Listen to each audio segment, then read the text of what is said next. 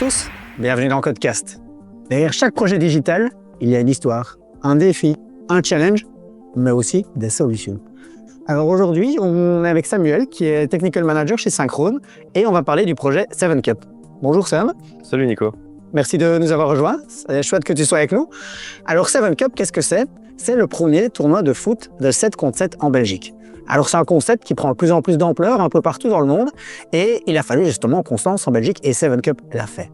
Alors on va justement parler de l'automatisation de cette plateforme pour éviter justement le casse-tête de l'organisation.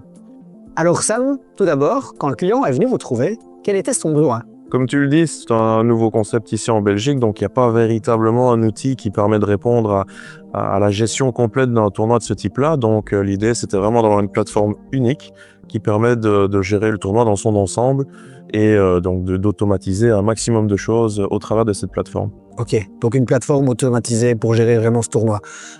Et quelle était leur principale problématique alors? C'était dans un premier temps toute cette gestion finalement, parce qu'on est sur un tournoi qui se déroule à plusieurs endroits en Belgique, et donc il faut pouvoir gérer plein de mini-tournois, donc c'est vraiment de gérer le tournoi dans son ensemble, d'automatiser l'ensemble des éléments pour qu'ils aient plus facile et plus de temps pour faire d'autres choses.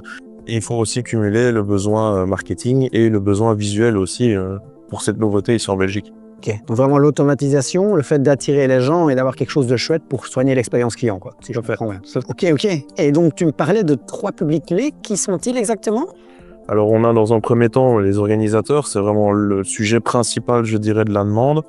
Ensuite, forcément, si on veut un tournoi, il faut des joueurs, des équipes, donc il y a aussi forcément un besoin de contenter cette partie-là.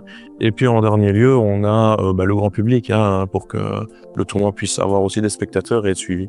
Ok, donc vraiment les organisateurs, les participants, mais également le grand public, quoi. Donc c'est vrai que tout ça sur une plateforme.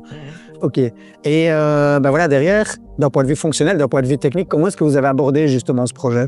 On part sur 3 aspects principalement. Le premier, c'était surtout la partie organisationnelle, donc de pouvoir gérer le tournoi dans son ensemble. Donc vraiment l'aspect technique, c'était vraiment le point primordial.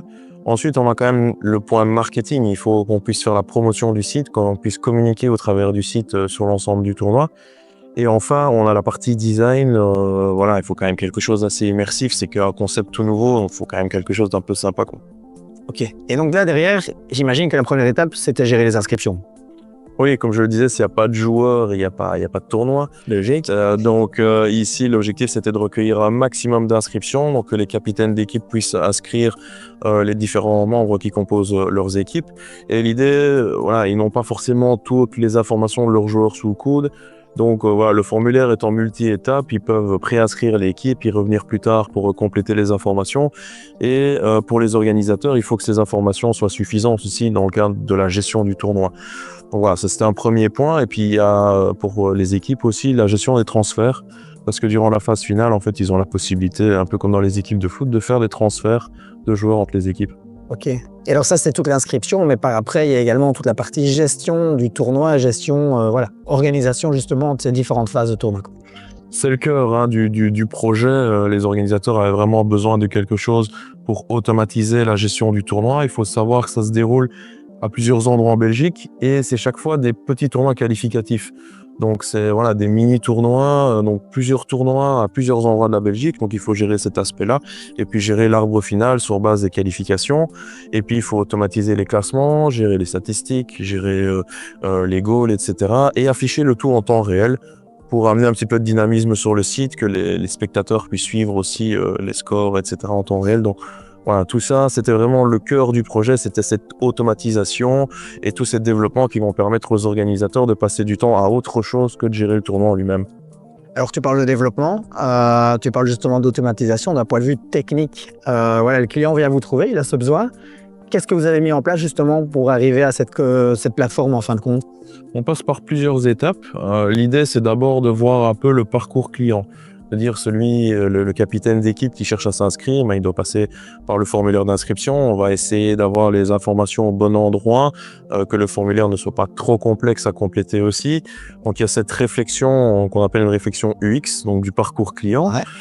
Ensuite, on en parlait vraiment la réflexion fonctionnelle, donc l'idée de réfléchir à toutes les fonctionnalités nécessaires dans le cadre de la gestion du tournoi. Ça, c'est vraiment le cœur du projet.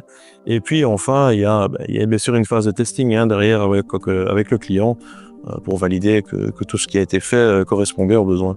Ok. Et alors, c'est vrai que c'est toujours chouette. Est-ce que tu as une anecdote technique à raconter? Quelque chose d'exceptionnel qu'on vous a demandé? Alors oui, c'est quelque chose un peu particulier, mais c'est vraiment dans le type 7 contre 7 ici, et c'est un peu particulier dans le cadre du tournoi, dans le sens où les équipes peuvent aller chercher des boosters, non des jokers, qui peuvent aller chercher durant les phases qualificatives au travers de mini-jeux, et ces boosters sont retranscrits au niveau du site et sont utilisables du coup à n'importe quel match ensuite. C'est assez sympa, ça apporte du dynamisme pendant les matchs, on sort un peu de l'esprit football classique, quoi. Alors voilà, on parle d'une première édition. Quels ont été les résultats?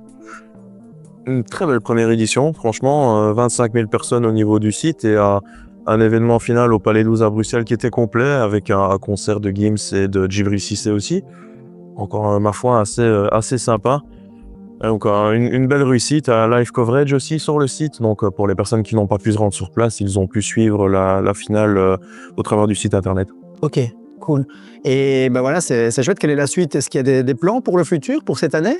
Oui, on est reparti sur une deuxième édition ici et les inscriptions battent vraiment leur plein. Vraiment, on sent qu'il y a un engouement maintenant derrière le tournoi. Ok, et vous, d'un point de vue plateforme, est-ce que vous aviez la possibilité de développer une nouvelle version? Est-ce qu'il y a... Oui. En fait, on est toujours prêt. On a une plateforme en fait évolutive qui permet du coup d'intégrer les développements aussi personnalisés soient-ils. C'est ce que finalement le client avait besoin. Et donc, deuxième édition ou pas, on savait tout à fait s'adapter. Ici, on est revenu avec des nouveautés, avec des améliorations sur l'organisation, mais aussi des intégrations avec des API, des réseaux sociaux pour rendre vraiment encore le site beaucoup plus interactif. Donc voilà, on est paré à toute éventualité avec cette plateforme. Cool, cool. C'est chouette, je me réjouis de voir cette nouvelle édition justement de Seven Cup. Merci à toi de nous avoir parlé, d'avoir partagé ton expérience par rapport à ce projet. C'est super intéressant. Et à bientôt pour le prochain épisode de Codecast.